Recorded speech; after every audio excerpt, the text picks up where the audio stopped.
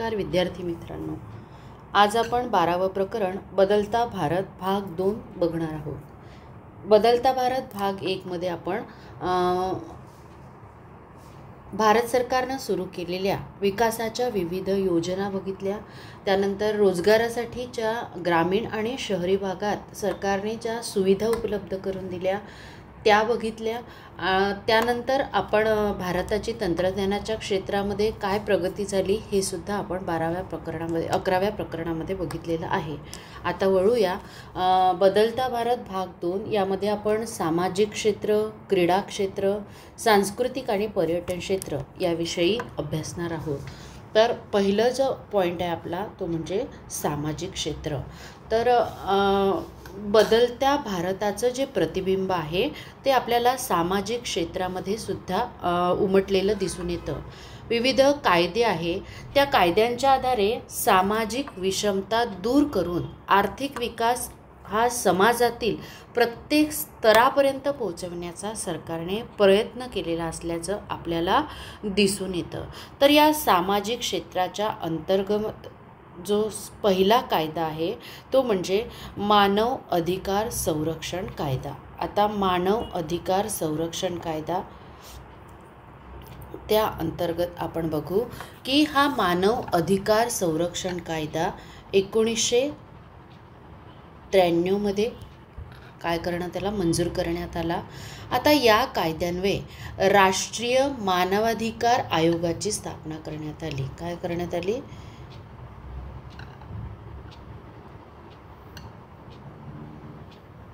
राष्ट्रीय मानवाधिकार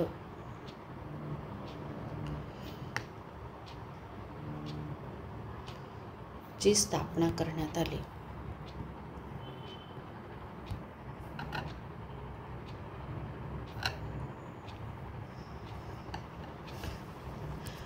national human rights commission ही 1993 मध्ये स्थापना करण्यात आली। या कायद्याच्या अंतर्गत माणसाला जगण्याचे स्वातंत्र्य,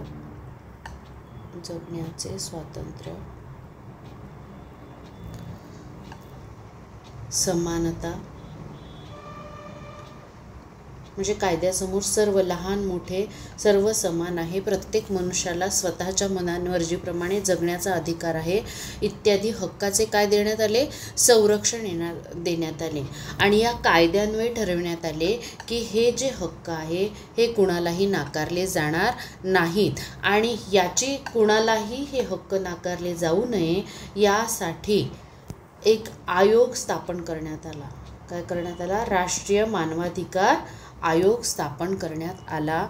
या कायद्यानुसार वृत्तपत्रात किंवा प्रसिद्धी माध्यमामध्ये अन्यायासंदर्भात प्रसिद्ध झालेल्या बातम्यांची दखल आयोग घेऊ शकतो।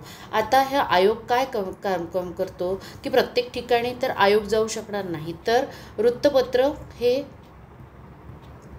प्रमुख भूमिका पार पाडत असतं। वृत्तपत्र हे काय प्रसिद्धी माध्यम आहे किंवा TV असेल, न्यूज असेल, या माध्यमातून एखाद्या व्यक्तीवर अन्याय झालेला असेल आणि असं वृत्त प्रकाशित झालेलं असेल किंवा बातम्यांमध्ये तसं कुठे दाखवलं असेल तर हा राष्ट्रीय मानवाधिकार आयोग जो आहे तो त्याची दखल घेत असतो।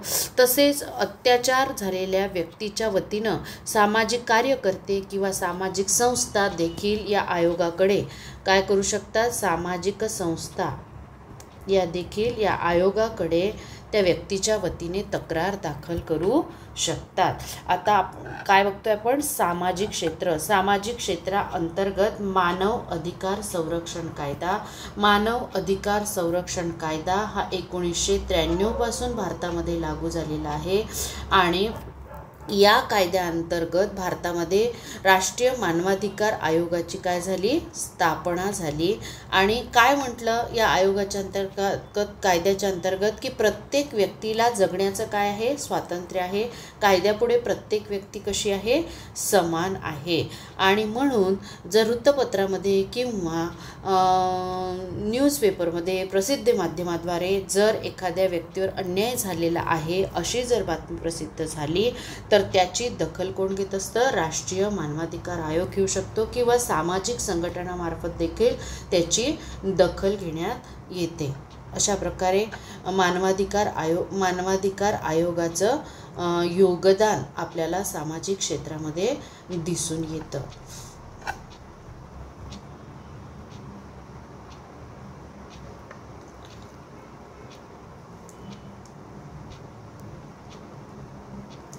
त्यानंतर दुसरा मुद्दा आहे आपला घरगुती हिंसाचार विरोधी कायदा.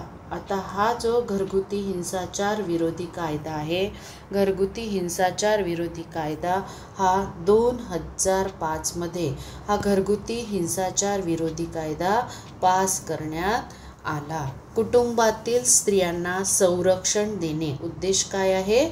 स्त्रियांना संरक्षण देणे, स्त्रियांना संरक्षण देणे हा मुख्य उद्देश या कायद्यामागे आहे. या कायद्यातील लक्षणीय तरतूद म्हणजे आपल्या राहत्या घरावर पीडित महिलेची कायदेशीर मालकी असो वा नसो, घरात राहण्याचा तिला हक्क असेल. आता सासरी छळ होत असेल, हिंसाचार होत असेल, तिला मारल्या जात असेल एखाद्या स्त्रीला, किंवा हुंड्यासाठी मारल्या जात असेल, किंवा अजून विविध कारणं असतात, त्यासाठी जर स्त्रीचा छळ केलेला असेल आणि तिला कुठेही राहण्याचं ठिकाण नसेल, ती जाऊ शकत नसेल, तर या कायद्याअंतर्गत ती आहे त्याच घरी राहण्याचा अधिकार 2005च्या घरगुती हिंसाचार विरोधी कायद्याने स्त्रीला दिलेला आहे. त्यानंतर स्त्रियांच्या बाबतीत दुसरा हे आहे कायदा आहे की गर्भलिंग तपासणी व गर्भलिंग बंदी कायदा. आता हा मुद्दा वरचढ असलेला आपल्याला दिसून येतो सध्या.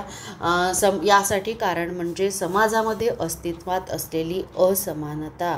म्हणजे मुलगा हा वंशाचा दिवा आहे आणि म्हणून मुलगाच पाहिजे, आणि मुलगी ही परक्याचं धन आहे म्हणून मुलगी नको, आणि म्हणून काय केला जातो, मुलगी जर पोटात असेल तर ती म्हणजे गरोदर असतानाच मुलीचा पोटातच काय केला जातो, अंत केला जातो, आणि म्हणून ती मुलगी आहे की मुलगा आहे हे तपासण्यासाठी जी चाचणी केली जाते तिला गर्भलिंग चाचणी असे म्हणतात. म्हणजे मुलगा आहे की मुलगी हे गर्भातच समजतं, आणि मुलगी असेल तर तिला पोटातच मारल्या जातं, अबॉर्शन केलं जातं, आणि हे होऊ नये. त्यामुळे काय झालं आहे की समाजामध्ये असमानता निर्माण झालेली आहे. मुलांचं प्रमाण जास्त आणि मुलींचं प्रमाण कमी, परंतु हल्ली आता यामध्ये आपल्याला बदल झालेला दिसतो. याचं जर क्रेडिट कशाला जात असेल तर ते म्हणजे गर्भलिंग तपासणी व गर्भनिदान बंदी कायद्याला जात असते. आता 2011ची जर जनगणना पाहिलं तर 6 वर्षाच्या वयोगटातली आपण जनगणना पाहिली तर दर 1000 मुलामागे फक्त 914 मुली होत्या. 1000 मुलांमागे किती प्रमाण होतं? 914 मुलं.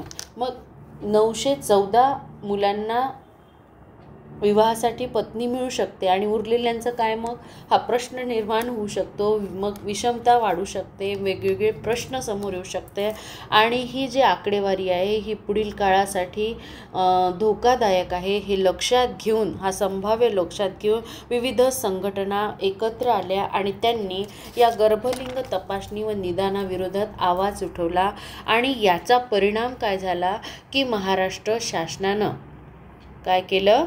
महाराष्ट्र शासनाने गर्भलिंग निदान चाचणीला काय घातली? बंदी घातली. काय घातली? बंदी घातली. आणि लेक लाडकी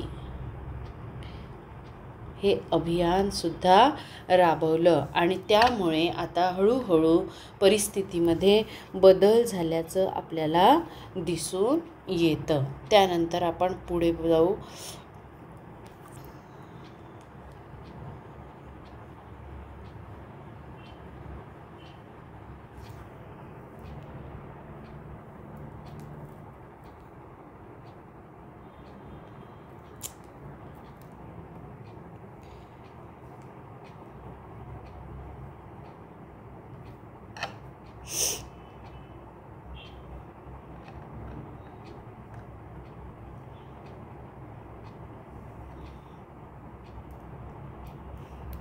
त्यानंतर आयुष. आता आयुष म्हणजे काय आहे की आयुर्वेद, योग, निसर्गोपचार, युनानी, होमिओपॅथी इत्यादी चिकित्सा पद्धतीच्या विकासासाठी 1995 मध्ये केंद्र सरकारच्या आरोग्य व कुटुंब कल्याण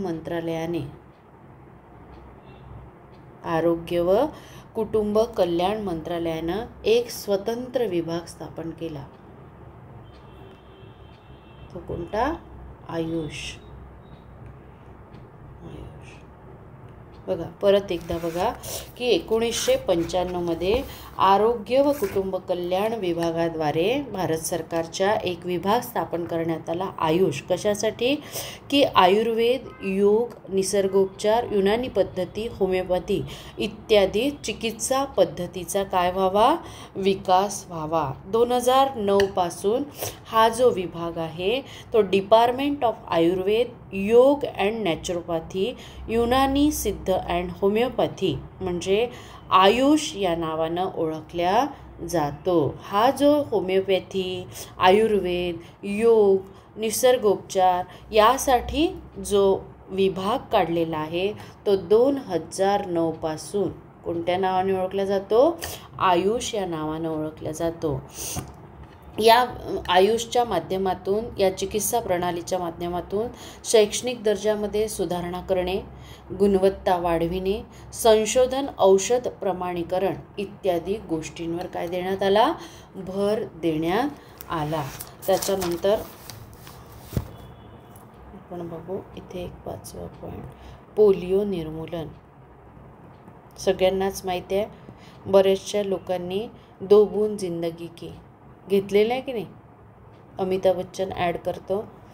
आणि पोलिओ निर्मूलन यामध्ये काय होतं की अचानकपणेच व्यक्तीचा एक भाग, पाय, हात अधू व्हायला लागतो. तर हे पोलिओ निर्मूलन 1995 पासून, हे पण 1995 पासून भारत सरकारच्या आरोग्य विभागातर्फे पल्स पोलिओ लसीकरण.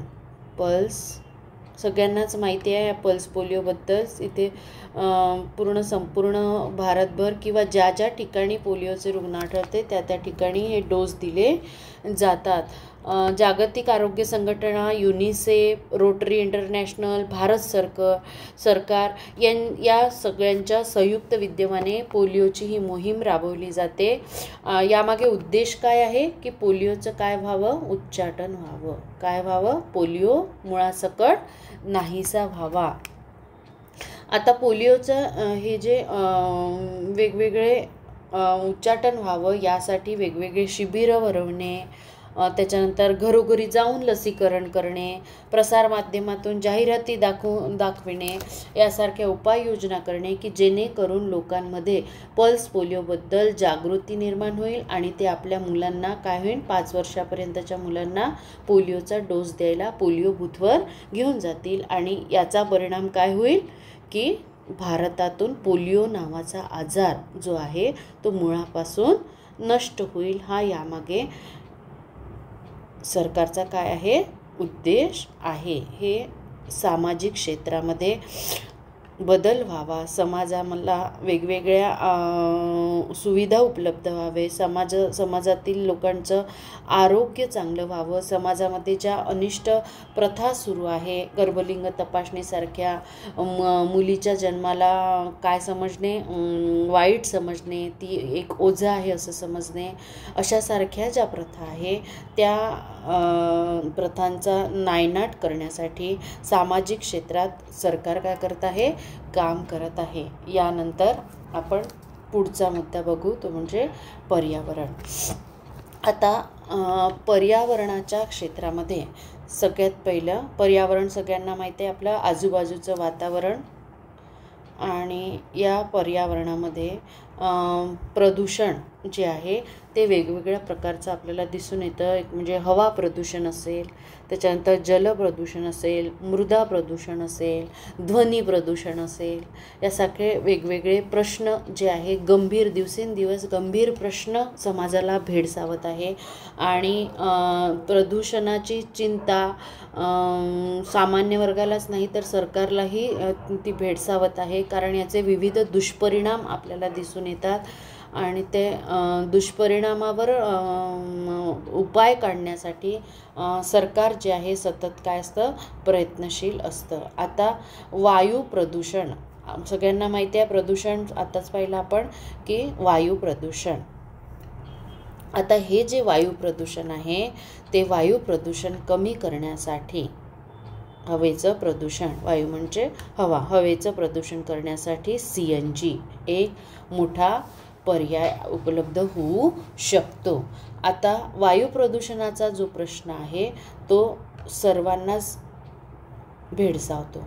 काय तो सर्वांनाच भेडसावत आहे. दिवसेंदिवस वायूमधले जे शुद्ध हवा आहे ती दिवसेंदिवस कमी होत असलेलं आपल्याला दिसून येतं. यासाठी वेगवेगळे कारण आहे की वाहनं मोठ्या प्रमाणात वाढलेले आहे, त्या वाहनामधून धूर मोठ्या प्रमाणात निघतो आहे आणि त्यामुळे मनुष्य जीवनाच्या आरोग्यावर त्याचा काय होत आहे, विपरीत परिणाम होत आहे. त्यामुळे ही जी वायू प्रदूषणाची समस्या आहे ही सर्वच राज्यांना भेडसावत आहे. वायू प्रदूषणामध्ये वाहनाच्या माध्यमातून होणारं जे प्रदूषण आहे या प्रदूषणाच्या चिंतेचा विषय अधिक वाढलेला आहे. आणि या वायू प्रदूषणामध्ये वाढण्याचं एक महत्त्वपूर्ण कारण म्हणजे वाहनांची वाढती संख्या. काय आहे, वाहनांची वाढती संख्या. आज आपण बघतो की रस्त्यावर गर्दी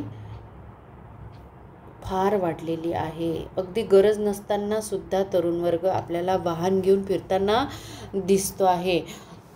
त्यानंतर वाहनं तर वाढलीच आहे, परंतु काही वाहनं ही खराब स्थितीत आहे, परंतु त्याकडे काय केलं जात आहे, सरळ दुर्लक्ष केलं जात आहे. ते चालवण्याच्या स्थितीत नाही आहे, त्यामुळे ते चालवू नये. जर ते चालवलं तर प्रदूषणाच्या संख्येत वाढ होत आहे, परंतु त्याकडे काय केलं जात आहे, सर्रासपणे दुर्लक्ष केलं जात आहे. त्यानंतर जो धूर आहे वाहनातून निघणारा, या धुरामुळे हवेमध्ये काय पसरत आहेत, घातक पदार्थ पसरत आहेत, जे मानवी जीवनासाठी अजिबात चांगले नाही आहे. याचं उत्तम उदाहरण म्हणजे दिल्ली. आजकाल आपण बघतोय, TV वर बघताय, दिल्लीमध्ये धुक्यामुळे कितीतरी वेळा सुट्ट्या देण्यात येत आहे शाळेला, कार्यालयाला, कारण ते इतका धुकं वाढत आहे की त्यामुळे समोरचा माणूस देखील आपल्याला दिसत नाही आहे. त्या इतकी गंभीर समस्या वायू प्रदूषणाची निर्माण झालेली आहे. आणि इतकंच नव्हे तर त्याचा माणसावरच नाही तर वास्तू म्हणजे घरं असेल किंवा मोठ्या वास्तू असतील याच्यावर सुद्धा परिणाम झालेला आपल्याला दिसून येतो. आणि म्हणूनच या प्रदूषणावर उपाय म्हणून CNG म्हणजे कॉम्प्रेस्ड नॅचरल गॅस वापरण्याची शिफारस centre for science and environment Delhi या संस्थेनं केली आहे. हा कॉम्प्रेस्ड नॅचरल गॅस जो आहे हा एक उत्तम पर्याय म्हणून वायू प्रदूषणावर होऊ शकतो आणि म्हणून CNGवर चालणारी वाहनं वापरा असा सल्ला दिल्लीतील centre for science and environment या संस्थेनं दिलेली आहे. आणि म्हणूनच 1998मध्ये सर्वोच्च न्यायालयानं दिल्लीमध्ये सर्व सार्वजनिक वाहनामध्ये CNGचा वापर करण्याचा निर्णय घेतलेला आहे. 1998ला दिल्लीमध्ये सर्वोच्च न्यायालय सुप्रीम कोर्टाने असा फतवाच काढला की जे काही सार्वजनिक गव्हर्नमेंट वाहनं आहे ते कशावर चालविण्यात यावी, CNGवर चालविण्यात यावी, की जेणेकरून जे वायू प्रदूषणाचं प्रमाण आहे ते काय होईल, कमी होईल. त्यानंतर आपण पुढचा मुद्दा बघू.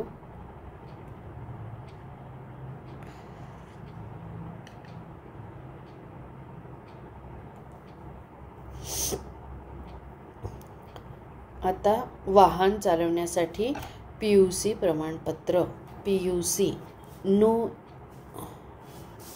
Pollution under control, pollution under control.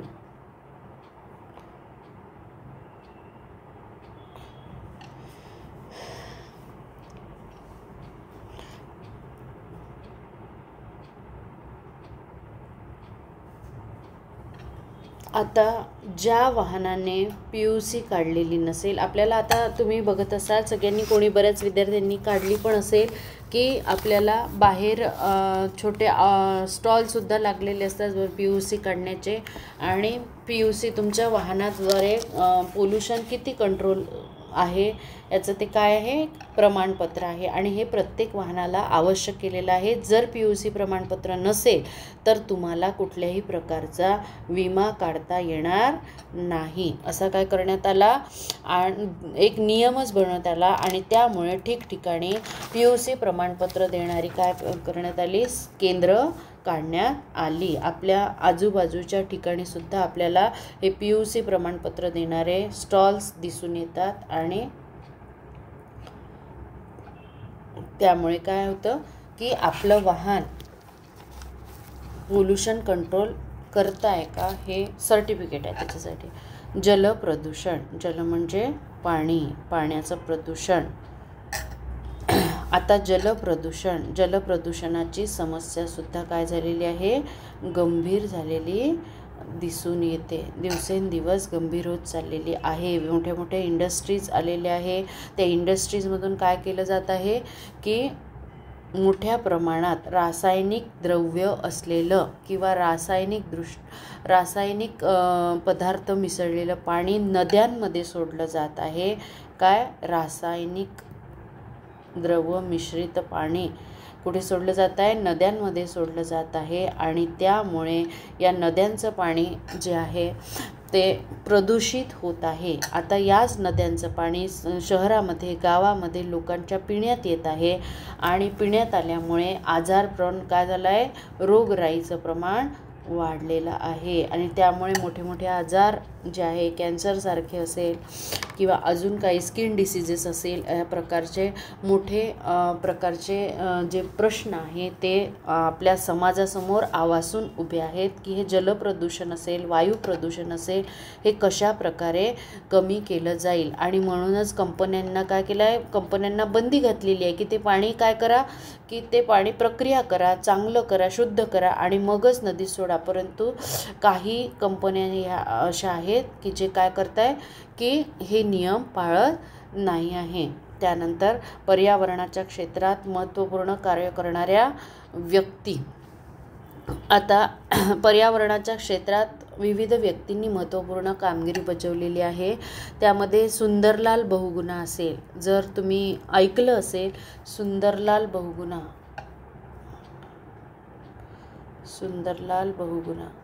Kerala. चिपको आंदोलन, काय की चिपको आंदोलन म्हणजे जे आजूबाजूच्या परिसरामध्ये जे झाडं होते ते झाडं काय आहे की एक झाडं तोडण्याचा अधिकार हा कोणाला नाही आहे, ते निसर्गतः वाढलेले आहे. आणि पण काय डेव्हलपमेंटच्या विकासाच्या नावाखाली आपण बघतो आहे की झाडांची मोठ्या प्रमाणात कत्तल घडून येत आहे. झाडं जर असेल तरच मनुष्याचं जीवन आहे. आणि हीच झाडं जर तोडली गेली तर मनुष्य जीवन काय आहे, धोक्यात आहे. आणि म्हणूनच हे झाडं तोडल्या जाऊ नये म्हणून चिपको आंदोलन केलं गेलं की त्याला काय केलं गेलं, सुंदरलाल बहुगुणा आणि त्यांच्या साथीदारांनी काय केलं की झाडांना मिठा मारला की झाडं तोडायच्या आधी तुम्हाला काय करावं लागेल, आम्हाला मारावं लागेल. आणि म्हणून तिथली झाडं वाचली होती. त्यानंतर मेधा पाटकरांचं नाव आपण घेऊ शकतो, नर्मदा बचाव आंदोलन. त्याच्यानंतर डॉक्टर राजेंद्र सिंग, जलसंधारण क्षेत्र, यासारखे विविध लोकांनी काय केलं आहे की पर्यावरणाच्या क्षेत्रामध्ये मोलाची कामगिरी केलेली आहे. पर्यावरणाचं मानवाच्या जीवनातलं महत्त्व ओळखून विविध सामाजिक संघटना, सामाजिक व्यक्तिमत्व पुढे आले आहे. आणि त्यामुळे पर्यावरणाचं रक्षण करण्यासाठी हे लोक विविध संघटनांच्या मार्फत झगडत आहेत. त्यानंतर प्लास्टिक, बघतोय आपण की आपलं रोजचं जीवन प्लास्टिक शिवाय सुरू होत नाही. भाजी आणा, दूध आणा, फळं आणा, सगळं प्लास्टिक. घरून पिशवी न्यायचं विसरलो की प्लास्टिकचा आपण मोठ्या प्रमाणात काय करतो आहे, वापर करतो आहे. त्यामुळे प्लास्टिक हा खूप मोठी गंभीर म्हणजे एक काय म्हणू आपण राक्षसी समस्या समाजापुढे निर्माण झालेली आहे. हे प्लास्टिक जे आहे ते जनावरं खात आहेत, जनावरांच्या पोटामध्ये ते साचत आहे. त्यामुळे जनावरांना सुद्धा त्याच्यापासून इजा पोचते आहे. माणसाला तर पोचतेच आहे, कारण त्या माणसाच्या शरीरामध्ये जर तुम्ही न्यूजपेपर वाचत असाल तर लक्षात येईल की ते प्लास्टिकचे पार्टिकल्स जे आहे मायक्रो ते रक्तामध्ये मिसळलेले आहे आणि त्यामुळे विविध आजार माणसाला होत आहे. आणि हे जर होऊ नसावे असं जर वाटत असेल तर आपल्याला ह्या प्लास्टिकच्या समस्येला काय करणे, मुळापासून उखडून टाकणे फार गरजेचे आहे. यासाठी काय करावं लागेल की प्रत्येक वेळी घरून आधी प्लास्टिक नव्हतं तर काय व्हायचं की कापडी पिशवी नेल्या जायची. आणि आता तर काय पार्सलच्या नावाखाली प्लास्टिकच्या याच्यामध्ये आपण खातो आहे. सुविधा उत्पन्न झालेल्या आहेत पण त्याचे काय आहे, तोटेसुद्धा तेवढेच आहे. त्यानंतर रासायनिक पदार्थ असेल, कीटकनाशक असेल. आता कुठलंही शेतामध्ये काय आहे की रासायनिक पदार्थ, युरिया, सुफला, फवारणी याच्याशिवाय आपल्याला अन्नपदार्थ मिळतच नाही. त्याच्यामुळे त्याच्यातलं जे विष आहे ते अन्नपदार्थामध्ये उतरत आहे आणि त्यामुळे सुद्धा काय होत आहे की आपल्या शरीरामध्ये रासायनिक घटकांचा प्रवेश झाला आहे. रासायनिक खतांचा अतिवापर केल्यामुळे जमिनीचा कस कमी झालेला आहे आणि त्यामुळे मनुष्य असेल, प्राणी असेल, वनस्पती असेल, या सगळ्या याच्यावर विविध रोगांचा प्रादुर्भाव झालेला आहे. विविध रोग मनुष्याला, प्राण्याला, वनस्पतीला कुठली अळी येत असेल, काही येत असेल तर मारा फवारणी. यामुळे काय झालं आहे की मनुष्याच्या आरोग्याला त्यामुळे हानी पोचत आहे. आणि म्हणून हे जर होऊ नसेल तर नैसर्गिक शेतीवर भर देणे, जे प्रदूषणासकारक घटक असेल त्याला काय करणे, त्याच्यापासनं स्वतःपासूनच आपण सुरुवात करू शकतो. त्यामुळे स्वतःपासूनच सुरुवात करणे आणि मी काय समाजाप्रती देणं लागतो हे जर आपल्याला समजलं तर आपण यामध्ये फूल नाही फुलाची पाकळी म्हणून आपण कॉन्ट्रीब्युशन देऊ शकतो. आपल्या आजूबाजूच्या परिसरात आपण झाडं लावू शकतो. त्यानंतर आपण पाणी जे आहे ते पाणी सुरक्षित ठेवू शकतो आपल्या नदी नाल्यांमधलं. त्याप्रमाणे आपण नैसर्गिक शेती करू शकतो आणि मनुष्याच्या आरोग्याला हानिकारक असणाऱ्या घटकापासून आपण आपला समाज वाचवू शकतो. यानंतर आपण बघू की राहीबाई पोपेरे. राहीबाई पोपेरे जे आहे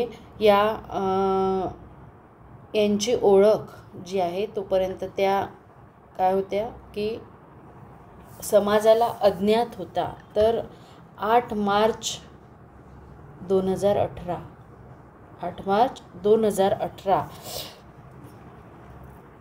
या दिवशी राहीबाई पोपेरे नावाच्या व्यक्तीला भारताच्या राष्ट्रपतींच्या मार्फत राष्ट्रपती पुरस्कार मिळालेला आहे. नारी शक्ती पुरस्कार. कुठला? नारी शक्ती पुरस्कार. आणि या दिवशीपासून राहीबाई पोपेरे हे भारतीय समाजाला काय झाली, परिचित झाली. कधी? 8 मार्च 2018 पासून. महाराष्ट्रातील कुठल्याही राहीबाई पोपेरे, महाराष्ट्र.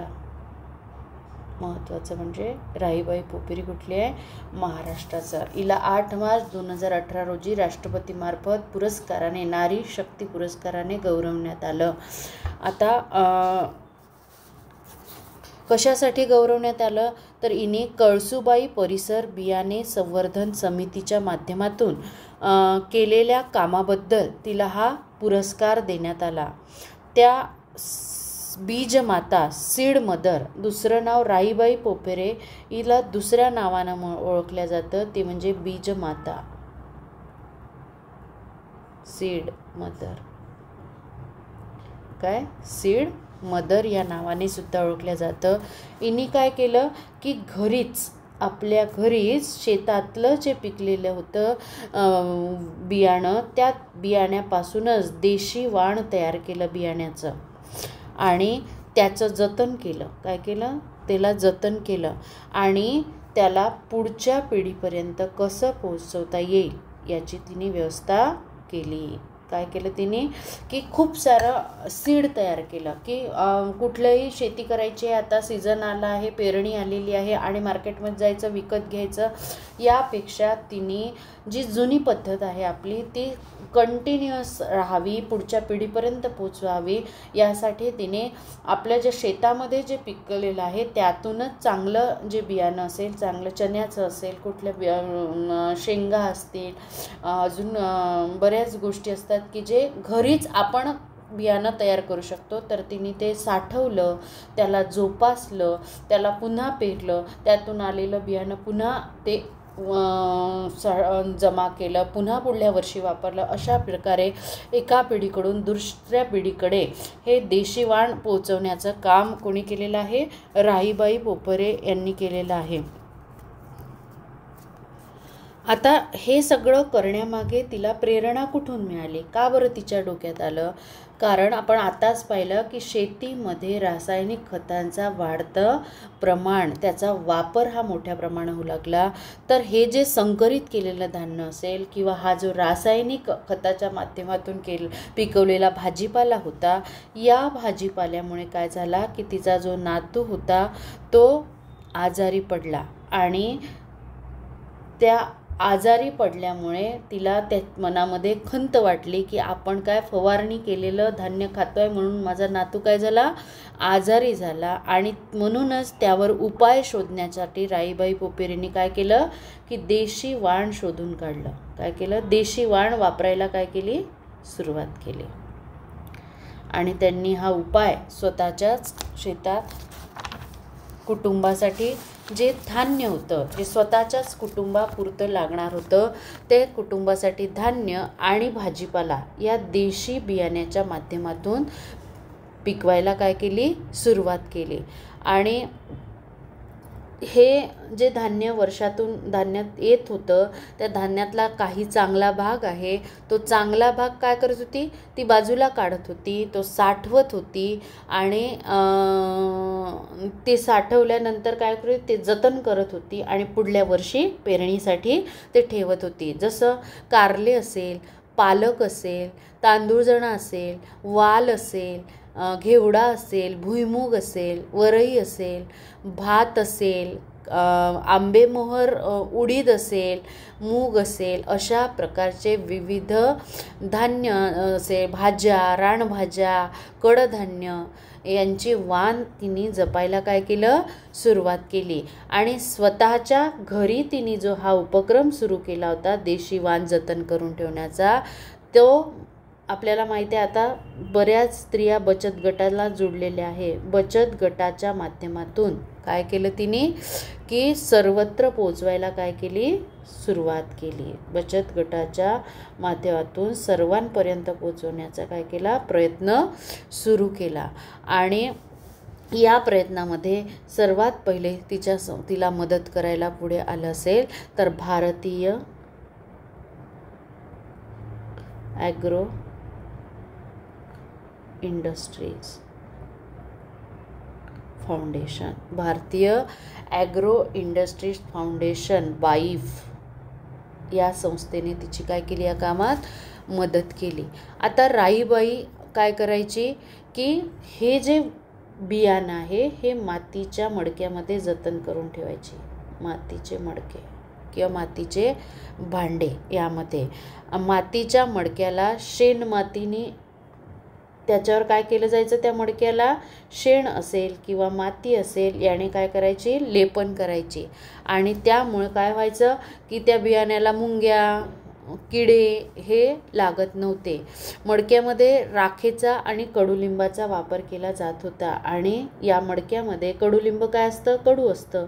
आणि त्यामुळे काय होतं की मुंग्या वगैरे त्याला जे सोंडे आपण म्हणतो, किडे आपण म्हणतो, अळ्या यासारखे जे वर्षभर धान्य त्याच्यापासून सुरक्षित ठेवण्यासाठी तिने कडुलिंबाचा राखेचा वापर केला आणि एक बियाण्याची बँकच तयार केली. बियाणे बँक. बघा, एक अशिक्षित स्त्री, काय आहे, अशिक्षित स्त्री आहे, ग्रामीण भागात राहणारी स्त्री आहे आणि तिने केवळ एक गोष्ट कारणीभूत ठरली की हे रासायनिक अन्नपदार्थ खाल्ल्यामुळे तिचा नातू काय झाला, आजारी झाला आणि तिने मनात आणलं की नाही, आता आपण देशी वाण काय करायचं, जतन करायचं, तेच शेतात पेरायचं, रासायनिक पदार्थांनी पिकवलेल्या शेतीतलं धान्य खायचं नाही. आणि मग तिने स्वतःपुरती ही कल्पना न ठेवता ती बचत गटाच्या माध्यमातून लोकांपर्यंत पोहोचली आणि त्यासाठी मग पुढील संस्था ज्या होत्या सेंद्रिय शेती करण्याला प्रोत्साहन देणाऱ्या भारतीय ॲग्रो इंडस्ट्रीजसारख्या त्या पुढे आल्या आणि तिचे बियाणे साठवण्याची जी पद्धत होती ती काय करायची, मातीच्या मडक्यामध्ये शेणाने त्याला लेपून घ्यायची, मातीने लेपून घ्यायची, त्याच्यामध्ये कडुलिंबाचे पानं, त्याची राख किंवा राख असेल आपली पण चुलीमध्ये जी राख असते ती असेल, ती लावून ते बियाणे काय करायची, जतन करायची. त्यामुळे काय व्हायचं की त्याला सोंडे म्हणा, अळ्या लागत नव्हत्या. आणि अशा प्रकारे तिने 50पेक्षा जास्त काय केले आहे, बियाण्यांचे वाण तयार केलेले आहे आणि 30पेक्षा जास्त भाजीपाल्याचे वाण जमा केलेले आहे. आणि म्हणूनच 2018मध्ये विविध क्षेत्रामध्ये काम करणाऱ्या जगभरातील 100 महिलांची निवड काय करण्यात आली. जगभरामध्ये विविध क्षेत्रात लक्षणीय काम करणाऱ्यामध्ये राहीबाई पोपेरे, भारतातील एका छोट्याशा खेड्यामध्ये राहणाऱ्या राहीबाई पोपेरे या काय होत्या, एक महत्त्वपूर्ण व्यक्ती 100 व्यक्तीमध्ये निवडल्या गेलेल्या होत्या. आणि म्हणूनच त्यांना 8 मार्च महिला दिनाला 2018मध्ये राष्ट्रपतीच्या माध्यमातून नारी शक्ती बीजमाता सीड मदर पुरस्कार देण्यात आलेला होता. आलं का लक्षात? राहीबाई पोपेरे एक छोटासा कन्सेप्ट आहे आणि तो जर तुम्ही व्यवस्थित लक्षात ठेवला तर तुम्ही व्यवस्थित या प्रश्नाचं उत्तर लिहू शकता. आणि राहीबाई पोपेरे या व्यक्तीकडून जीवन जगण्याची कलासुद्धा तुम्ही शिकू शकता, स्वतःच्या जीवनामध्ये काय करू शकता, बदलसुद्धा करू शकता. त्यानंतर आपण पुढे वळू.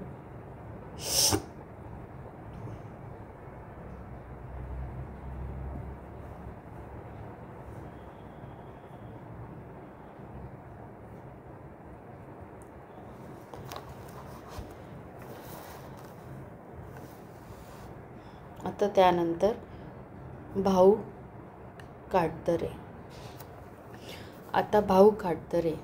सह्याद्री निसर्ग मित्र या संस्थेच्या माध्यमातून भाऊ काटदरे आणि त्यांचे सहकारी काय करायचं, निसर्ग संवर्धनाचं काम करत होते. निसर्गाचं संवर्धन करणे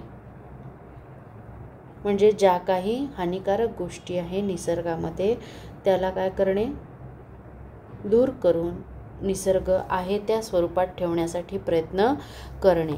1999मध्ये पांढऱ्या पोटाचा समुद्री गरुड या पक्ष्याचं अस्तित्व धोक्यात आल्याने भाऊंनी ते वाचवलं होतं.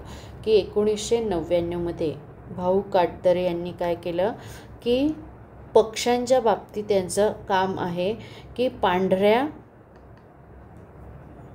पोटाचा समुद्री गरुड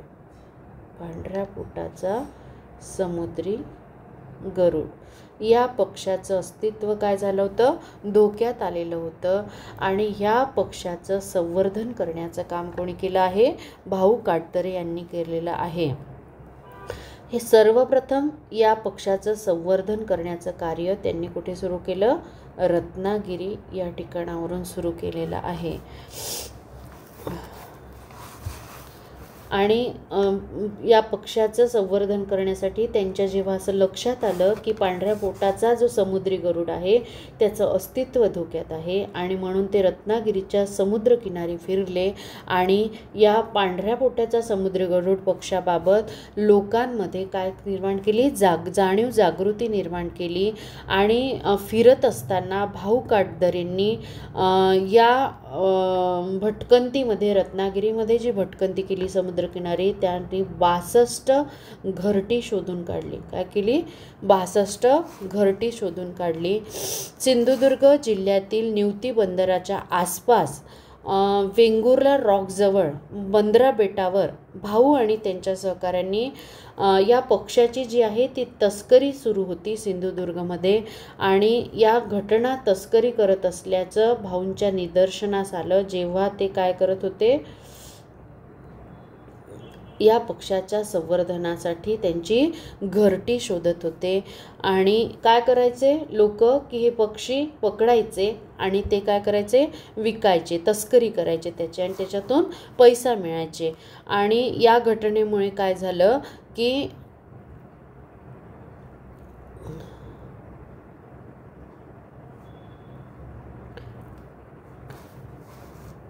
पाकोळ्या यांना संरक्षण देण्यासाठी त्यांनी काय केलं की भारतीय वन्यजीव संरक्षण कायदा 1972, भारतीय वन्यजीव संरक्षण कायदा 1972 अंतर्गत या पक्ष्यांना या कायद्यामध्ये काय केलं, समाविष्ट केलं. आणि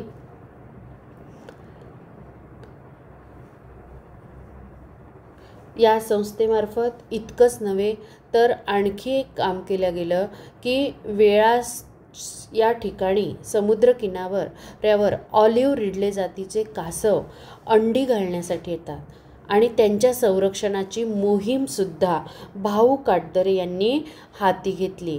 पहिल्या वर्षीच त्यांनी कासवांची जी आहे ती 50 घरटी संरक्षित केली आणि त्यातून जवळजवळ 2734 कासव जे आहे ते समुद्रामध्ये सोडले. या घटनेच्या निमित्ताने जो भाऊ काटदरे यांनी जी कासवांची घरटी शोधली आणि त्यातून 2734 कासव निर्माण झाले आणि इथूनच कासव महोत्सवाला काय झाली, सुरुवात झाली. कुठे,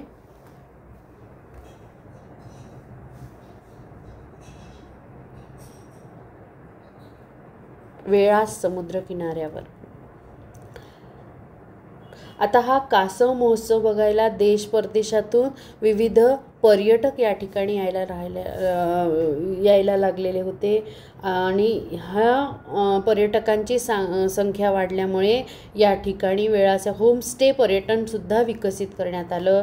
त्या ठिकाणच्या गावकऱ्यांना प्रशिक्षण देण्यात आलं आणि निसर्ग संवर्धनातूनच पर्यटनाला काय देण्यात आलं, चालना देण्यात आली. आणि इथले जे तरुण होते त्यांना प्रशिक्षण देऊन पर्यटनाचा विकास या ठिकाणी घडविण्यात आला. आणि या सगळ्या कार्याची त्यांनी जो पांढऱ्या पोटाचा समुद्री गरुड चं संवर्धन केलं असेल किंवा कासवाचं संवर्धन केलं असेल किंवा ऑलिव्ह रिडले जातीचे जे हे कुठल्या जातीचे कासव होते, ऑलिव्ह रिडले जातीचे कासव होते. आणि यामुळे कासवांच्या संख्येमध्ये वाढ झाली आणि त्यातूनच कासव महोत्सवाला वेळासच्या समुद्रकिनाऱ्यावर सुरुवात झाली. आणि मग वेगवेगळे पर्यटक या ठिकाणी लागले, गर्दी वाढायला लागली, राहण्याचा प्रश्न निर्माण झाला आणि म्हणूनच तिथले तरुण एकत्र आले आणि कोणाच्या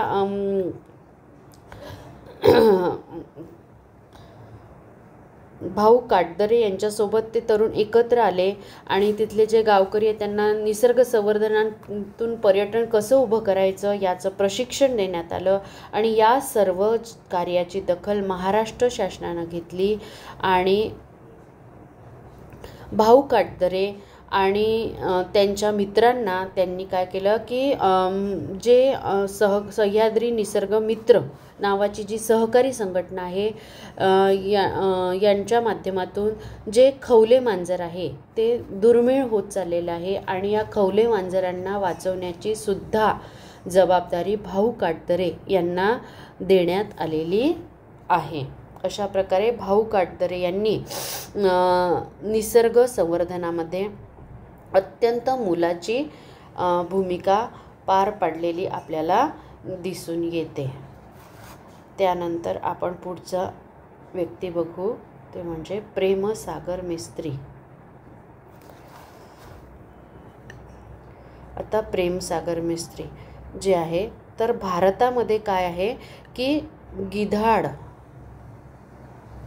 ची संख्या काय झाली ती लक्षणीय कमी होत चाललेली दिसून आली. आता गिधाड म्हणजे काय की निसर्गामध्ये सफाई करणारे स्वच्छता दूत म्हणून ओळखले जाते. काय ओळखले जाते? स्वच्छता दूत. निसर्ग स्वच्छ ठेवणारे स्वच्छता दूत म्हणून हे गिधाड ओळखले जाते. आता रायगड परिसरामध्ये, महाराष्ट्रातील जे रायगड आहे या रायगडच्या परिसरामध्ये long bill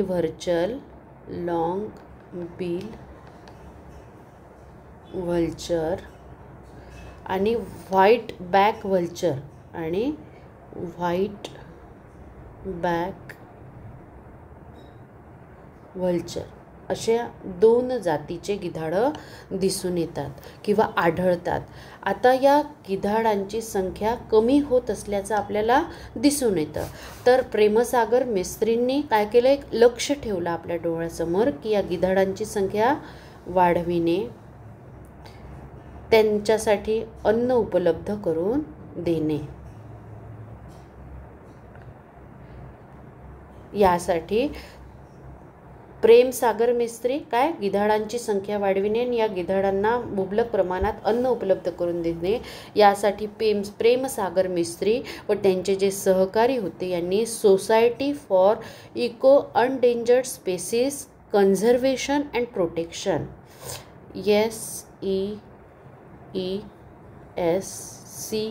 SEESCAP society for eco endangered species conversation and protection ही संस्था स्थापन केली आणि या संस्थेच्या मार्फत त्यांनी गिधाड बचाव अभियान चालवले.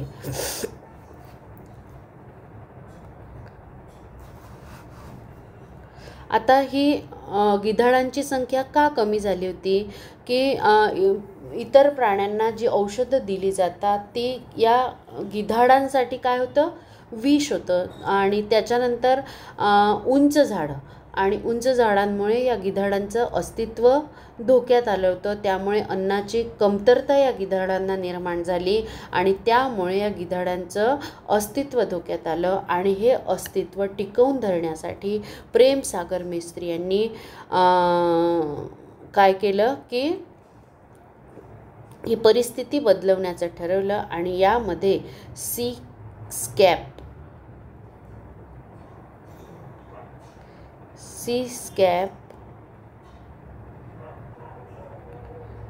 नावाच्या संस्थेने काय केले, त्यात मदत केली. अशा प्रकारे प्रेमसागर मिस्त्री यांचं जे कार्य आहे ते गिधाड संवर्धनामध्ये किंवा गिधाड बचाव आंदोलनामध्ये असल्याचं आपल्याला दिसतं. यानंतर आपण बघू की शिक्षणाच्या क्षेत्रामध्ये भारताने काय प्रगती केली ते आपण बघणार आहोत. त्यामध्ये शिक्षण, तर शिक्षण याच्यामध्ये आपण जर विचार केला तर साक्षरता, काय साक्षरता, लिहिता वाचता येणे म्हणजे साक्षर आहे तो व्यक्ती असं आपण समजलं जातो. आपल्या भारतामध्ये शिक्षणाचं साक्षरतेचं प्रमाण वाढावं, लिहिता वाचता यावं, व्यवहार करता यावा यासाठी भारत सरकारनं साक्षरता मिशन कार्यक्रम राबवलेला आपल्याला दिसून येतो. आणि म्हणजे या अंतर्गत लहान मोठ्यांपासून तर म्हाताऱ्यापर्यंत काय केलं, शिक्षित करण्याचा वसा मला म्हणून किंवा शिक्षित करण्याचं जबाबदारी ही भारत सरकारने घेतली असल्याचं आपल्याला दिसून येतं. तर केरळ हे जे आहे ते भारतातील पहिले साक्षर राज्य म्हणून ओळखले जाते. तर सर्वात पहिले हा जो साक्षरता कार्यक्रम आहे तो 100% पार पाडणारा जर कुठलं राज्य असेल तर ते कोणतं होतं? केरळ होतं. आणि केरळ हे 100% साक्षर राज्य म्हणून ओळखल्या जातं. आणि 1990 हे जे वर्ष आहे ते आंतरराष्ट्रीय साक्षरता वर्ष म्हणून ओळखलं जातं. आंतरराष्ट्रीय साक्षरता वर्ष कुठलं? 1990. आता 1990मध्ये आंतरराष्ट्रीय साक्षरता वर्ष जे पाळलं गेलं त्यानंतर केरळ सरकारने काय केला? एक निश्चय केला की काय आपणही आपलं राज्य काय करावं? 100% साक्षर करावं. आणि या अंतर्गत आंतरराष्ट्रीय साक्षरता वर्षांतर्गत किंवा साक्षरता मिशन या मोहिमेअंतर्गत केरळ सरकारने एक मोहीम आखली. काय केलं? एक मोहीम आखली की मोहिमेअंतर्गत वाचणे, लिहिणे, गणित कौशल्य आत्मसात करणे, स्वच्छतेचं महत्त्व, बालकाचं लसीकरण, सहकारी तत्वावरील शेती, बचतीचे महत्त्व इत्यादी उपक्रम काय केले? त्यांनी हाती घेतले. काय केलं? वाचणे म्हणजे सर्वांना काय करायला? वाचता आलं पाहिजे. लिहिणे सर्वांना लिहिता आलं पाहिजे. गणितीय कौशल्य म्हणजे सर्वांना व्यवहार ज्ञान आले पाहिजे. म्हणजे भाजी आपण कुठलंही रोजचं हे करतो तर काय आकडेमोड आली, पैशाचा व्यवहार म्हटला म्हणून गणितीय कौशल्य आलं पाहिजे. स्वच्छता म्हणजे आरोग्याशी संबंधित सर्वांनी स्वच्छतेविषयी जनजागृती निर्माण केली. त्याच्यानंतर लहान मुलांचा बालकांचा जीवित दर वाढावा, जनन दर वाढावा यासाठी बालकांचं लसीकरण, त्यांना आरोग्य लाभावं, लसीकरण. त्याच्यानंतर सहकारी तत्वावर शेतीचं महत्त्व. त्याच्यानंतर बचत. केवळ अक्षर ओळखच न देता केरळने काय केलं की प्रत्येक व्यक्तीला वाचता आलं पाहिजे, लिहिता आलं पाहिजे, व्यवहार करता आला पाहिजे. आरोग्य स्वच्छताविषयी म्हणजे आरोग्य आणि सगळ्यात महत्त्वाचं म्हणजे शेती आणि या सर्वांमधून बचत हे सगळं व्यवहार ज्ञान माणसाला यावं यासाठी केरळ सरकारने एक मोहीमच काय केली? हाती घेतली. आणि केरळमधील एर्नाकुलम नावाचा जो जिल्हा आहे तो 4 फेब्रुवारी 1990ला काय झालं? पूर्ण साक्षर जिल्हा म्हणून ओळखल्या गेला. आणि म्हणून त्यानंतर मग केरळ हे पूर्णतः साक्षर होणारे भारतातील पहिले राज्य आहे. केरळ काय आहे? साक्षर होणारे भारतातील पहिले राज्य आहे. बघा हे सगळे प्रश्न कॉम्पिटिटिव्ह एक्झामच्या दृष्टिकोनातून, स्पर्धा परीक्षेच्या दृष्टिकोनातून सुद्धा खूप महत्त्वाचं आहे की केरळमधील कोणता जिल्हा आहे की तो सगळ्यात पहिले 100% साक्षर झाला? एर्नाकुलम. भारतातील पहिले साक्षर राज्य म्हणून केरळ ओळखल्या जातं. तर शिक्षणाच्या क्षेत्रामध्ये भारतातील केरळ राज्याने सर्वप्रथम आघाडी घेतली आणि तो भारतातील पहिला साक्षर राज्य म्हणून 100% बरं 100% राज्य म्हणून साक्षर राज्य म्हणून ओळखल्या जातं. त्यानंतर एज्युकेशनच्या क्षेत्रामध्ये आपण दुसरा मुद्दा बघूया. DPAP district primary education programme म्हणजे जिल्हास्तरीय प्राथमिक शिक्षण कार्यक्रम. हा कार्यक्रम 1994मध्ये हाती घेण्यात आला आणि हा कार्यक्रम DPAP district primary education programme म्हणून ओळखला जातो. महाराष्ट्र, मध्य प्रदेश, कर्नाटक, तामिळनाडू, केरळ, हरियाणा, आसाम या 7 राज्यामध्ये हा कार्यक्रम राबविला गेला. कुठे? महाराष्ट्र, त्याच्यानंतर मध्य प्रदेश, तर कर्नाटक, तामिळनाडू, केरळ, हरियाणा आणि आसाम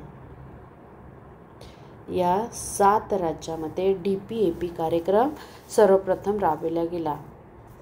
उद्देश काय होता की प्राथमिक शाळेतील विद्यार्थ्यांची 100% पटनोंदणी, म्हणजे 100% विद्यार्थी प्राथमिक शाळेतील उपस्थित राहायला पाहिजे. त्याच्यानंतर विद्यार्थ्यांची जी गळती असते, जी शाळेत न येण्याची जी कारणं असते, ती शाळेत न येण्याची विविध कारणं असू शकतात. कोणाचा भाऊच लहान असतो, कोणाची बहीणच लहान असते, कोणाच्या घरी आईवडील मजुरीला जातात, कोणाची आर्थिक परिस्थिती चांगली असते. तर ती गळती रोखणे हे काय DPAP कार्यक्रमाचा उद्देश होतं. आणि या कार्यक्रमा जो आहे DPAP district primary education programme, हा जो 7 राज्यामध्ये चालवला गेला, याला काय केलं, वर्ल्ड बँक म्हणजे जागतिक बँकेने काय केलं आहे, आर्थिक सहाय्य पुरवलेलं आहे. आणि त्यामुळे हा कार्यक्रम जो आहे 7 जिल्ह्यामध्ये राबवला गेला होता की 100% विद्यार्थी शाळेत आला पाहिजे आणि उपस्थित राहिला पाहिजे. आणि तो जे काही कारणं असेल त्याचे ते कारणं शोधून काय करणे, ती विद्यार्थ्यांची गळती रोखणे. त्याच्यानंतर हे विद्यार्थी शाळेत यावे. आता वेगवेगळे कारणं आपण त्यामध्ये पाहिलं की आर्थिक परिस्थिती नसल्यामुळे आईवडील शेतमजूर करणारे असतात, ऊसाच्या इथे काम करणारे असतात, कोणते कारखान्यात काम करणारे असतात. त्यामुळे लहान बहीण भाऊ असतात. त्यामुळे काय होतं की ते शाळेत येऊ शकत नाही. त्यामुळे वेगवेगळे उपाय महाराष्ट्र सरकारनं या अंतर्गत प्रायमरी एज्युकेशनच्या अंतर्गत काय केले, शोधून काढले. आता त्यामध्येच एक महत्त्वाचा मुद्दा म्हणजे शालेय पोषण आहार. या उपक्रमाद्वारे प्राथमिक वर्गातील विद्यार्थ्यांचे योग्य पोषण व्हावे. आता जे प्रायमरी 1 ते 4 वर्गातील लोक आहे किंवा आपण म्हणू की बालवाडीपासून तर त्या 4थीपर्यंत प्रायमरी वर्गातील जे लोक आहे त्यांना काय करणे, मध्यान्ह भोजन आजही सुरू आहे. मध्यान्ह भोजन योजना राबवण्यात आली. कधी 15 ऑगस्ट 1995 पासून सुरू झाले. आता यामध्ये विविध पोषक घटक असणारा आहार या मुलांना देण्यात आला शिजविलेल्या स्वरूपात.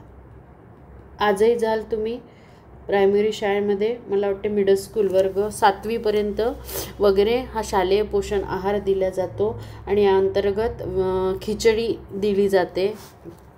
आणि याचा उद्देश काय आहे की जे कुपोषण आहे किंवा आर्थिक परिस्थिती नसल्यामुळे जे अर्धपोषण होत आहे विद्यार्थ्याचं, ते होऊ नये म्हणून हा शालेय पोषण आहार सरकारनं दिलेला आहे.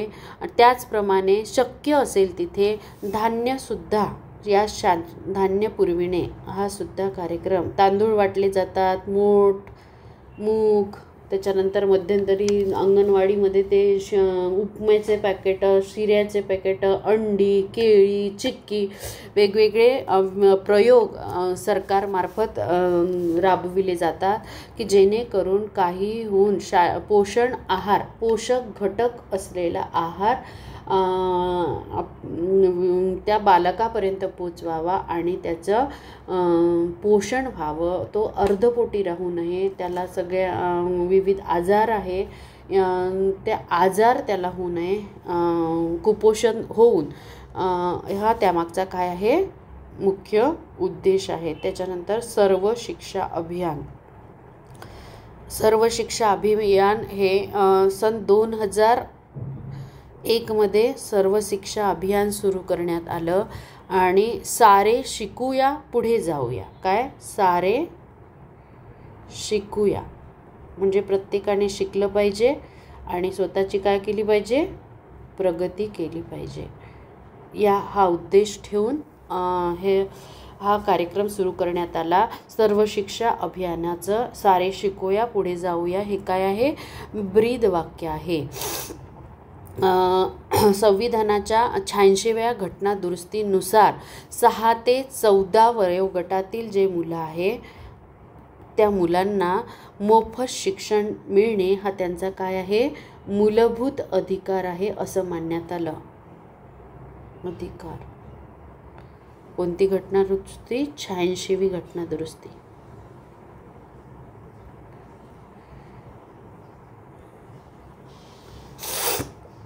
म्हणजे 6 ते 14 वयोगटातील प्रत्येक मुलाला शिक्षण मिळालं पाहिजे आणि तेही मोफत मिळालं पाहिजे. आणि हे शिक्षण मिळणे हे त्या मुलाचा काय आहे, मूलभूत अधिकार आहे. ही 86वी घटना दुरुस्तीमध्ये मान्य करण्यात आलं.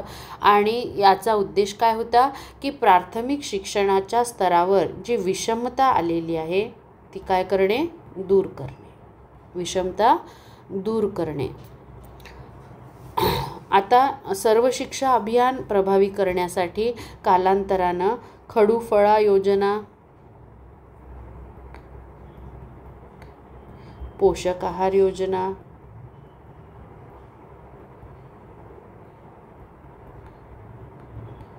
यासारख्या विविध योजना काय करण्यात आल्या, सर्व शिक्षा अभियानामध्ये एकत्रित करण्यात आल्या.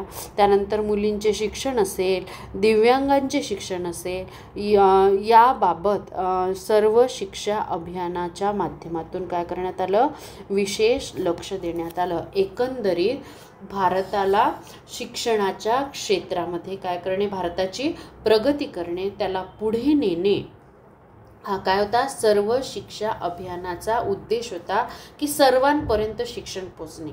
आणि 6 ते 14 वयोगटातील मुलांना तर कंपल्सरी काय मिळणे, मोफत शिक्षण मिळणे हा या क्षेत्रात सर्व शिक्षा अभियानाचा काय होता, उद्देश होता.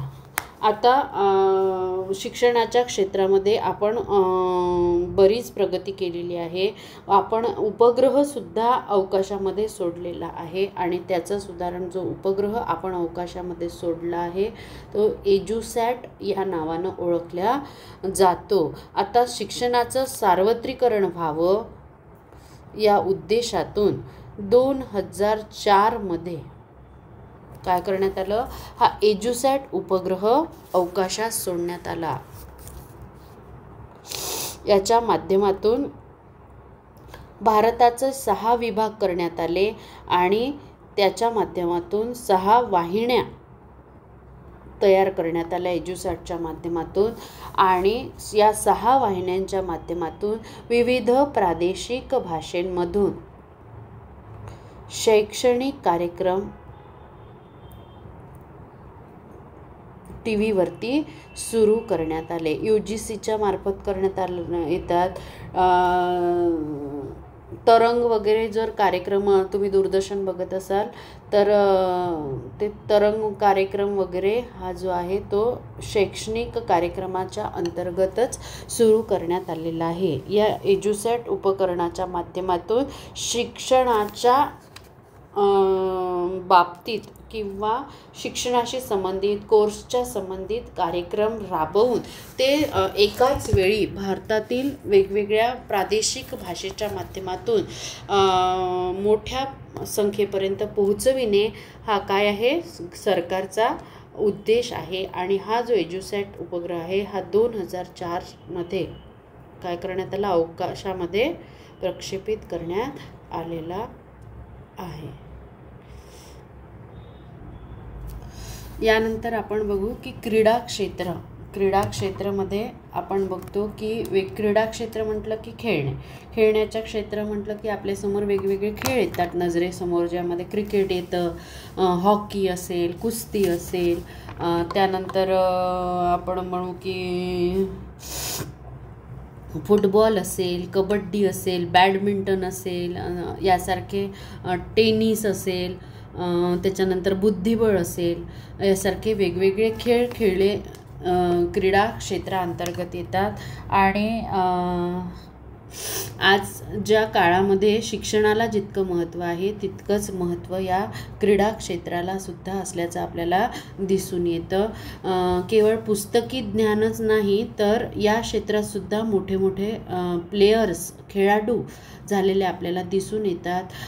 जर आपण कुस्तीचा जर विचार केला तर गीता फुगट असेल, सुशील कुमार असेल, त्याच्यानंतर क्रिकेटचा विचार केला तर कपिल देव असेल, सचिन तेंडुलकर असेल, युवराज असेल, यासारखे वेगवेगळे प्लेयर आहे. हॉकी टीम असेल आपली, की ज्यांनी काय केलं आहे की खेळाच्या क्षेत्रामध्ये आपलं नाव मोठं केलेलं आहे. आणि विश्वनाथन आनंद असेल बुद्धिबळाच्या याच्यामध्ये, तर असे खेळाच्या माध्यमातून सुद्धा काय करू शकतो आपण, आपली प्रगती साधू शकतो. खेळाचे वेगवेगळे फायदेसुद्धा आहेत. आपलं शरीर जे आहे ते शरीर बळकट होतं, आपण आजारापासून दूर राहू शकतो, आपण फिट राहतो आणि आपली आर्थिक प्रगतीसुद्धा चांगल्या प्रकारे आपण या क्षेत्रात करू शकतो. आता वेगवेगळ्या प्रसारमाध्यम आहे, वृत्तपत्र आहे, यांच्या माध्यमातून काय आहे की वेगवेगळ्या जाहिराती आहेत. यामुळे काय होतं की क्रीडा क्षेत्राचं, खेळाचं जे महत्त्व आहे ते दिवसेंदिवस वाढत चाललेलं आपल्याला दिसून येते. आता जर क्रिकेटचाच जर आपण विषय घेतला तर पहिले काय व्हायचं की वन डे आणि टेस्ट या 2च मॅच खेळल्या जायच्या क्रिकेटमध्ये. तर आता मात्र काय की 2020 असेल, IPL असेल, यासारख्या वेगळ्या स्पर्धा आयोजित केल्या जातात. आणि IPLमध्ये तर काय आहे की IPL हे जे आहे ते सर्व धर्म समभाव म्हणू किंवा एक मानवतेचं आपण जे म्हणू की कुठल्याही देशाचा प्लेयर कोणी कुठल्याही टीममध्ये खेळतो आहे तर हे काय आहे की हे भारताची जी आहे सर्वसमावेशक जे राष्ट्र म्हणून जी ओळख आहे ती IPLने काय केली आहे, टिकवून धरलेली आहे. तर जो आपला क्रिकेटचा जर विचार केला तर सचिन तेंडुलकर, आपण सगळ्यांचा हिरो आहे सचिन तेंडुलकर. आणि त्याच्या खेळाच्या कामगिरीबद्दल त्यांनी जे 100 शतकं 100 जे केले, 100 शतकं जे केले, त्यामुळे त्याला भारत सरकारने काय भारतरत्न, जो सर्वोच्च सन्मान मानला जातो, तो भारतरत्न पुरस्काराने काय केला आहे, त्याला गौरवान्वित केलेला आहे. आता या क्रीडा क्षेत्रामध्ये क्रीडा धोरण सुद्धा राबवलं जातं की आंतरराष्ट्रीय पातळीवर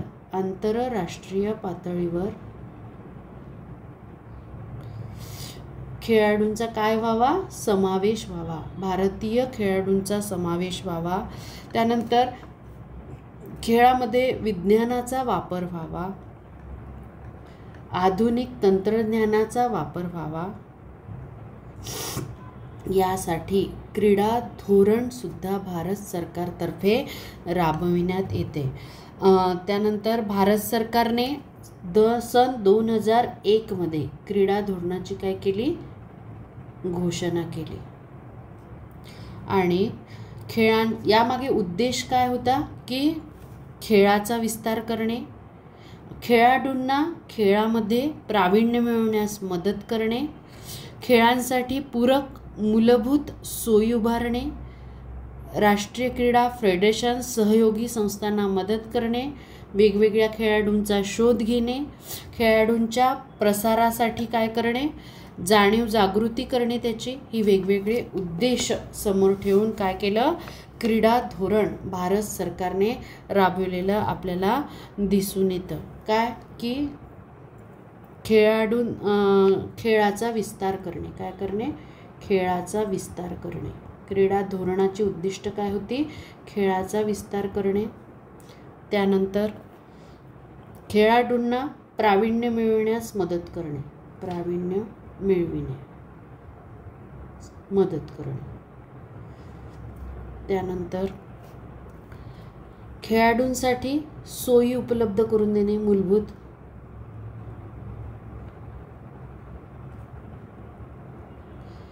त्यानंतर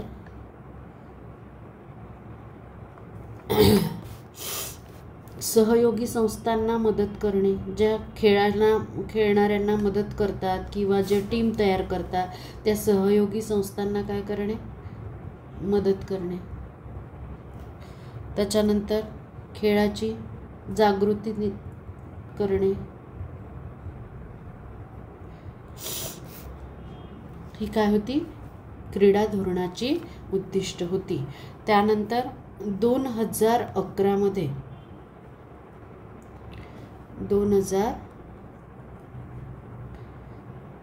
मध्ये भारत सरकारने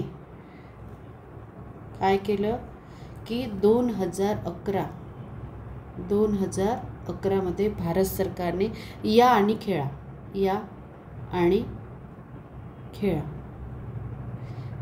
खेळा ही योजना तयार केली.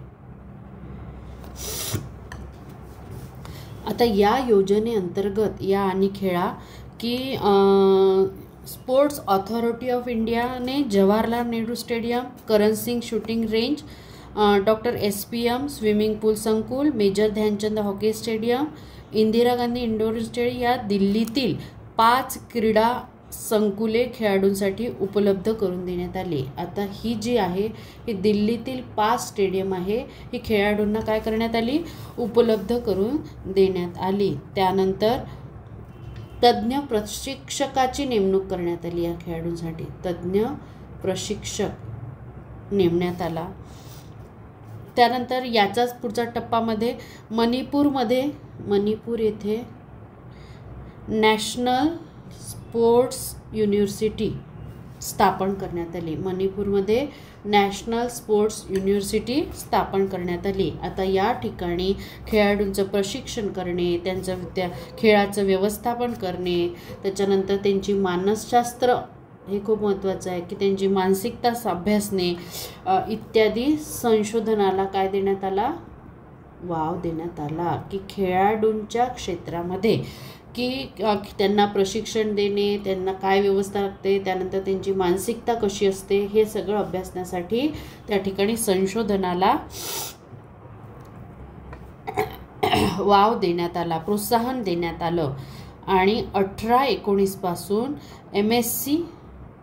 MA म्हणजे 2018 आणि 19 या वर्षापासून MSc खेळाचे प्रशिक्षण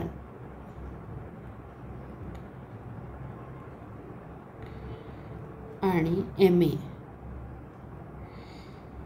इन सायकोलॉजी मानसशास्त्र हे 2 अभ्यासक्रम काय करण्यात आले, सुरू करण्यात आले. त्यानंतर या आणि खेळा ही योजना सन 2011 मध्ये भारत सरकारने सुरू केली. त्या अंतर्गत दिल्लीमधले जे 5 स्टेडियम आहे ते 5 स्टेडियम खेळाडूंना खुले करण्यात आले. त्या ठिकाणी तज्ज्ञ प्रशिक्षकाची नेमणूक करण्यात आली. या अंतर्गत मणिपूर येथे नॅशनल स्पोर्ट्स युनिव्हर्सिटी स्थापन करण्यात आली आणि या ठिकाणी संशोधनाला, खेळाच्या क्षेत्रात संशोधनाला वाव देण्यात आला. त्यानंतर 2018-19 मध्ये 2 कोर्स काढले खेळाच्या बाबतीत. एक म्हणजे MSc आणि खेळाचं प्रशिक्षण स्पोर्ट्स ट्रेनिंग या अंतर्गत MSc हा विषय आणि सायकोलॉजी MA खेळामध्ये खेळाडूंची सायकोलॉजी या अंतर्गत MA हे 2 अभ्यासक्रम सुद्धा या आणि खेळा या योजनेअंतर्गत भारत सरकारने सुरू केलेले आहे. त्यानंतर खेलो इंडिया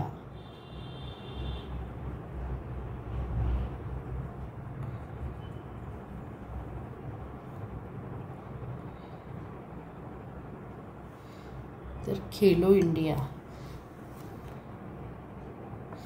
2017 कधी 2017 मध्ये याच्या आधी ज्या काही योजना होत्या खेळांच्या त्या योजना एकत्रित करून आणि नवीन उद्दिष्ट ठेवून 2017 मध्ये खेलो इंडिया नावाची योजना भारत सरकारने सुरू केली.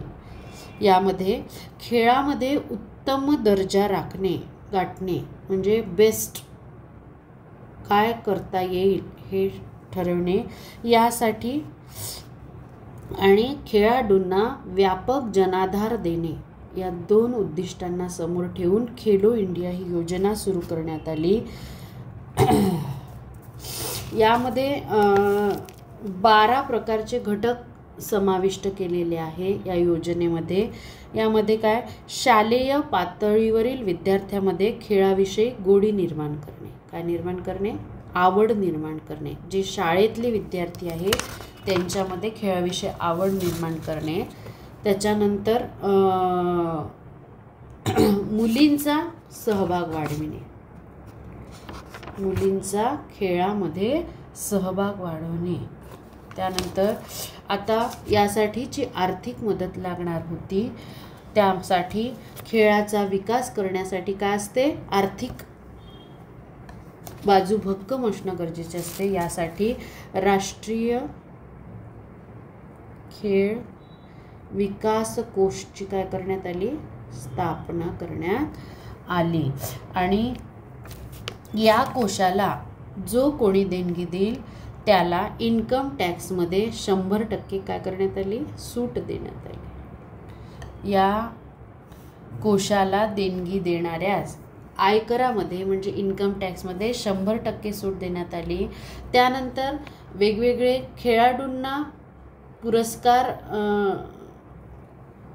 खेळाडूंना प्रोत्साहन देण्यासाठी वेगवेगळे पुरस्कार जाहीर करण्यात आले. ज्यामध्ये राजीव गांधी खेलरत्न पुरस्कार असेल, अर्जुन पुरस्कार असेल, ध्यानचंद लाईफ टाईम अचीवमेंट पुरस्कार असेल, द्रोणाचार्य पुरस्कार असेल, मौलाना अब्दुल कलाम आझाद ट्रॉफी असेल, राष्ट्रीय खेल पुरस्कार इत्यादी विविध पुरस्कार देण्यात आले. त्यानंतर ऑलिम्पिक जर असेल, या खेळामध्ये सुद्धा काय करण्यात आलं की सुवर्ण पदक मिळवणाऱ्या खेळाडूला भारत सरकारतर्फे 75 लाखाचं बक्षीस जाहीर करण्यात आलं. की ऑलिम्पिकमध्ये ज्या खेळाडूला गोल्ड मिळेल, सुवर्ण पदक मिळेल, त्या व्यक्तीला भारत सरकार काय देईल, 75 लाख रुपये देतील. त्याच्यानंतर पॅरा ऑलिम्पिक असेल, एशियाड असेल, राष्ट्रकुल, विश्वकप, आशियाई चॅम्पियनशिप, आंतरराष्ट्रीय विद्यापीठ स्पर्धा, त्याच्यानंतर दृष्टिहीन किंवा दिव्यांगांच्या स्पर्धा, या स्पर्धांमध्ये जर एखाद्याला रौप्य असेल, सिल्वर असेल, त्याच्यानंतर रौप्य असेल, सुवर्ण असेल, कॉपर असेल, कांस्य असेल, अशा पदकं मिळवणाऱ्या खेळाडूंना रोख बक्षिसं किंवा नोकरीची संधीसुद्धा उपलब्ध करून सरकारने काय दिलं, सरकारने नोकरीची संधीसुद्धा उपलब्ध करून दिली. त्यामुळे आपल्याला सगळ्या क्षेत्रामध्ये, तुम्ही पण पुढे जाऊन कॉम्पिटिटिव्हची एक्झाम कराल की तिथे स्पोर्ट्स कोटा हा असतो आणि स्पोर्ट्स कोट्यातून काय मिळते, नोकरी मिळते, रेल्वेमध्ये नोकरी मिळते. आणि त्यामुळे या खेळाडूंना काय केलं जातं, नोकऱ्यासुद्धा दिल्या जातात. त्याच्यानंतर विजेत्या खेळाडूंना पेन्शनसुद्धा दिली जाते. 2018 पासून ऑलिम्पिक खेळातील विजेत्याला दर महिना 2018 मध्ये पासून एक योजना राबवली गेली की ऑलिम्पिकमध्ये खेळणारे जे खेळाडू आहेत त्यांना दर महिन्याला काय 20,000 रुपये देण्यात येतात. कशासाठी हे सगळं, की भारतातील जे युवक आहे, जे विद्यार्थी आहेत ते काय व्हावे, खेळाकडे आकर्षित व्हावे आणि खेळाला एक काय म्हणू त्याला आपण, करिअरच्या पॉईंट ऑफ व्ह्यू त्याच्याकडे, खेळाकडे बघितलं पाहिजे. यासाठी हे भारत सरकारने क्रीडा धोरण किंवा खेलो इंडिया ही योजना काय केली आहे, राबवलेली आहे.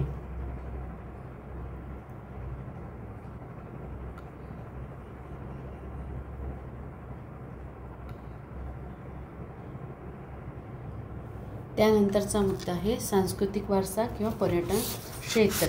आता आपल्याला माहीतच आहे की दिवसेंदिवस भारतामध्ये पर्यटनाला विशेष महत्त्व प्राप्त होत आहे आणि दिवसेंदिवस पर्यटनाची काय होत चाललेली आहे, प्रगती होत चाललेली आहे, विकसित होत चाललेला आहे. आणि पर्यटनामुळे काय होतं की पर्यटनाचा विकास झाल्यामुळे परदेशातून विविध परकीय प्रवासी भारतात येतात आणि त्यामुळे काय होतं, परकीय चलन भारताकडे वाढतं आणि परकीय चलनवाढीसाठी पर्यटनाचा विकास होणं काय आहे, अत्यंत गरज आहे. त्यामुळे आपल्या भारताचं आर्थिक उत्पन्न देखील वाढतं. आता पर्यटकांना कोणत्याही प्रकारची अडचण येऊ नये म्हणून भारत सरकारने ई-व्हिसासुद्धा सुरू केलेला आहे. ई-व्हिसा, त्याच्यानंतर ई-मेडिकल, व्यावसायिक व्हिसा, म्हणजे पर्यटन काय व्हावं, सोपं व्हावं. ऑनलाईन पद्धतीनं तुम्हाला तुमच्या पर्यटनाचा काय करता यावा, प्लॅनिंग करता यावं, तुम्हाला सोपं व्हावं म्हणून ई-व्हिसा किंवा ई-सुविधासुद्धा उपलब्ध भारत सरकारने करून दिलेले आहे. त्यानंतर भाषेचा प्रश्न येतो.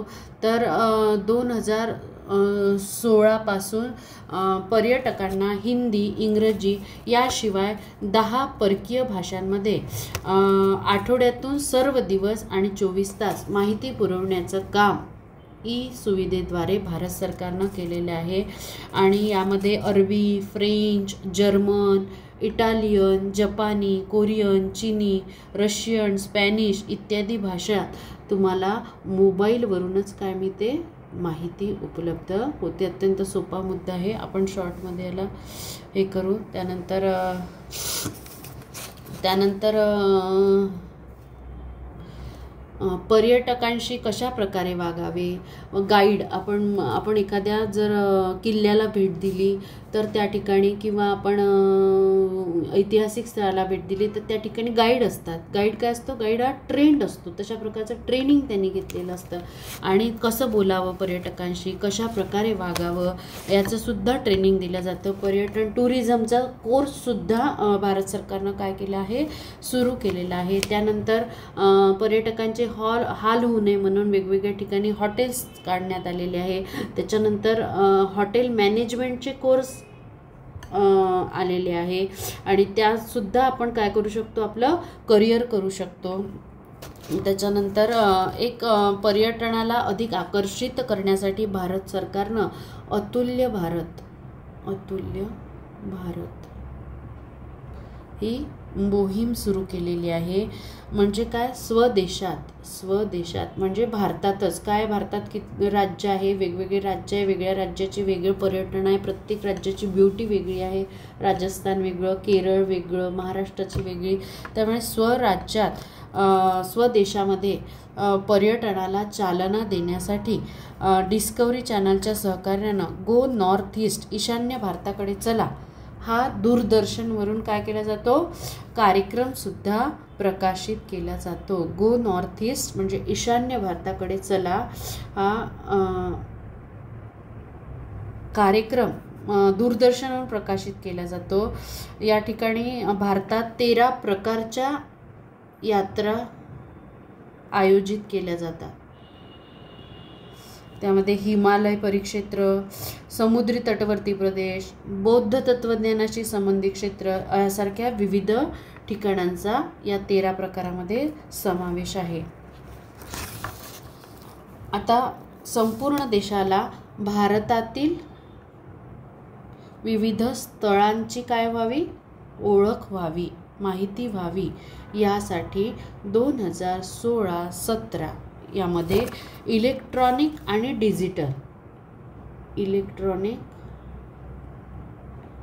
डिजिटल अशा दोन्ही माध्यमातून भारत सरकारनं पर्यटनाची माहिती प्रचार करायला काय केलेली आहे, सुरुवात केलेली आहे.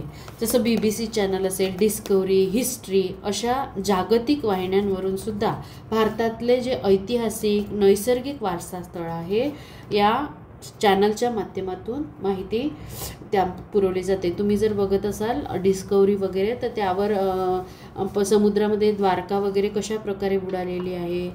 हिस्ट्री चॅनल बघत नसाल तर बघा आणि त्यावर तुम्हाला ही माहिती उपलब्ध करून दिली जाते. इतर परदेशातून जसं अमेरिका असेल, फ्रान्स असेल, जपान असेल इत्यादी ठिकाणावरून भारतामध्ये पर्यटकांची संख्या वाढावी यासाठी सुद्धा भारत सरकार प्रयत्न करत आहे. प्राचीन तीर्थक्षेत्र असेल आणि आध्यात्मिकदृष्ट्या जे महत्त्वाचे 95 स्थळ आहे त्याला प्रसाद नावाची योजना आहे. कशासाठी आहे की तीर्थक्षेत्र आणि आध्यात्मिक केंद्र या ठिकाणी प्रसाद नावाची योजना जी आहे त्याचा समावेश करण्यात आला आहे. स्वतः त्या या प्रसाद अंतर्गत स्वदेश म्हणजे पूर्ण देश त्र्यंबकेश्वर या ठिकाणांचा त्यामध्ये काय केलं आहे समावेश केलेला आहे. केंद्र सरकारचं जे पर्यटन मंत्रालय आहे आणि federation of association in Indian tourism and hospitality FAITH